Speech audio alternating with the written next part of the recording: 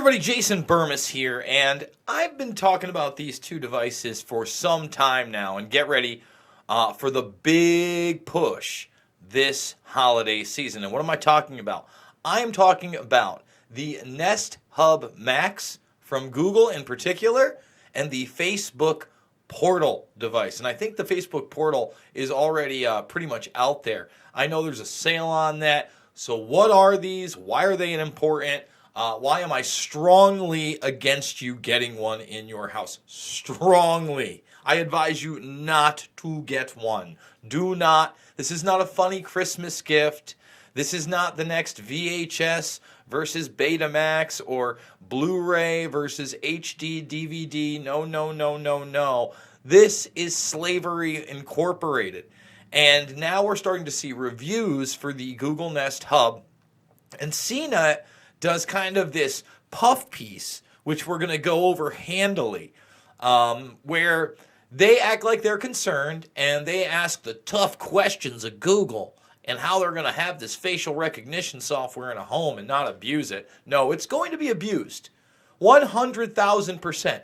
It's going to be abused. I was kind of sick to my stomach while I was reading it. There's all these different assurances. Well, I'm going to assure you something. If a device has facial recognition around it, is following you in your home, is suggesting things to you, it will not just be kept on this device, whether or not intentional. If it is hooked up to the internet, an entity, be it our government, be it a foreign government, be it a corporation, be it a hacking group, be it a hacker, will be able to get a hold of that information 100,000%. So right here, I want to take you to their website and how attractive and sleek this thing is. And you can't wait to get it in your home, right? I mean, this thing is going to be next level entertainment. You're going to watch videos on it while you're in the kitchen. It's going to follow your face around. You're going to be able to call your friends and talk to them face to face. It's going to be amazing. You know, YouTube videos that you like will play. It's got a speaker on the back. It's so much better than the Echo. Look at this thing. Wow. Just so neat. Subwoofer. Oh, look, there's Mommy. Look, Mommy. Me and Daddy, we're making salad. So again, they're selling you on this technology, okay?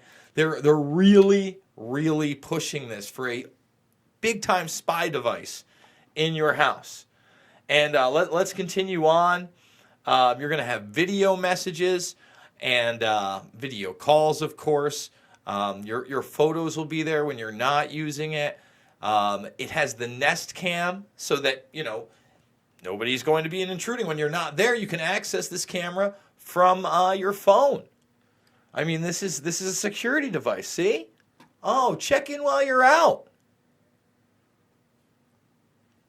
This is going to be a huge seller, in my opinion. I hope I'm wrong, by the way.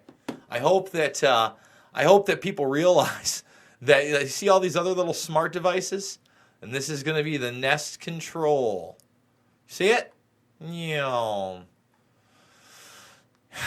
With Face Match, see what's meant just for you. So now we're going to, this is them outwardly pushing the facial recognition. You notice how it's not the number one thing. They kind of eased you into all the great things it's going to do for you. But now, don't worry. If you face match, like, everybody in your family will know what you like in particular and will tailor certain material, content, will curate it for you right there. Okay? And of course, it'll be with the bell. Like I said, this is going to be the hub. Okay?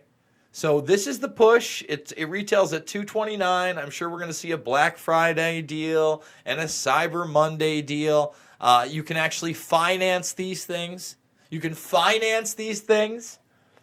So getting away from that one and going into Facebook Portal, which now, for a limited time, with Alexa built in. So this right now is partnering with Amazon. I would think down the line, Amazon's going to have their own device, unless there's some kind of bigger merger down the line with Facebook.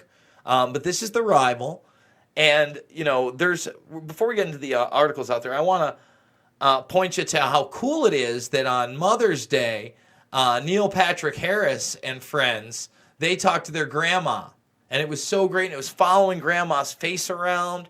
And this is next level tech. And I did a video on this with Luke Radowski when it first came out. And I was just like, this is really creepy. This is like the Jetsons on steroids. Now, for any millennials or younger folks that may be watching, I know it's not my demographic, but maybe you come across this video.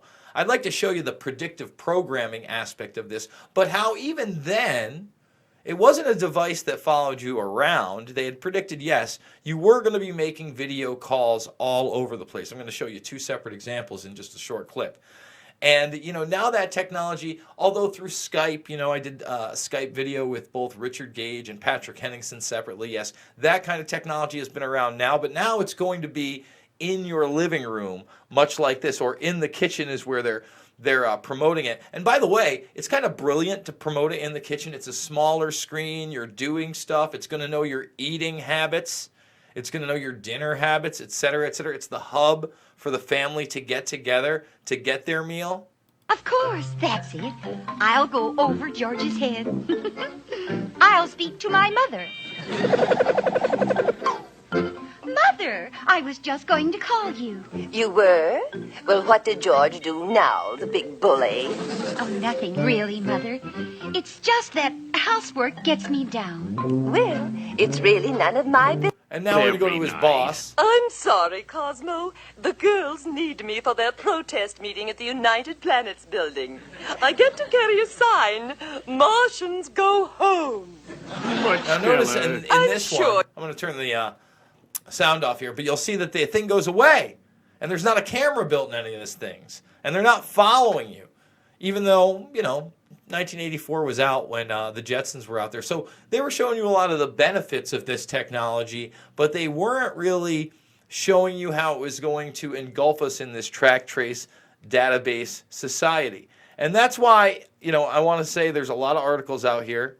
And this first one, CNET, Google's got a new face tracking camera for your home. We've got questions. It's time to break this bad boy down because I thought, again, it posed itself as asking really tough questions, but it let Google pretty much get a pass on most of their answers. Google Home and Nest Hub gadgets already feature microphones that are always listening for your words that wake up the assistant, OK Google or Hey Google. And by the way, they're always on. We already saw that Microsoft always had them on. Listen, they're always accessible. I'm not saying they're always being recorded and stored, but data is kept. Now the search giant's newest gadget for your home, the Nest Hub Max Smart Display, adds a camera that's always watching for a familiar face. Google calls the feature Face Match, and it uses facial recognition technology to remember what you look like. After that, you can tap on the screen to see personalized bits of data like calendar appointments and Google Duo messages whenever it recognizes you. The Nest Hub Max isn't the first product to bring facial recognition technology and the legal and ethical considerations that come with it into people's homes. Smartphones have been using the technology to let us unlock our devices and authorize purchases for years. I don't use that feature. I'm not saying that my face is not recognized by a camera, as obviously I've taken enough pictures and done enough video where you could access it at any time. But I assure you, I don't unlock my phone with my biometric face scan. I don't do it. And I cover up, believe it or not, this sticker on the back that covers up the fingerprint. I don't like using it. I don't want to encourage that society. Call me kooky. And a growing number of smart home gadgets that use cameras are putting it to use too, including Google's own Nest Hello video doorbell. Still, its product that seeks to give Google a wider window into our lives at a time when the company is already facing questions about the way they handle our personal data. I want to take a closer look at how those privacy standards apply when you add always watching cameras into the mix. Here's even more about facial recognition in everyday technology and how to opt out. You can say you're opting out, by the way, guys. You're not opting out. If the technology is there, it's being used. I promise you. You'll start with Face Match by using your phone to scan your face, which creates a face model that the device attaches to your user profile. After that, when you're in front of the device and it recognizes you, you'll see personalized details like calendar appointments and Google Duo video messages from your contacts. I had a lot of questions. I bet you did. For Google about this feature and about the camera's ability to spot a raised hand gesture in order to pause or resume playback too. For instance, is the camera always recording in order to process what it sees and spot familiar faces or gestures? Of course it is. Of course it is. But Google will spin that and say, well, the bits are staying there.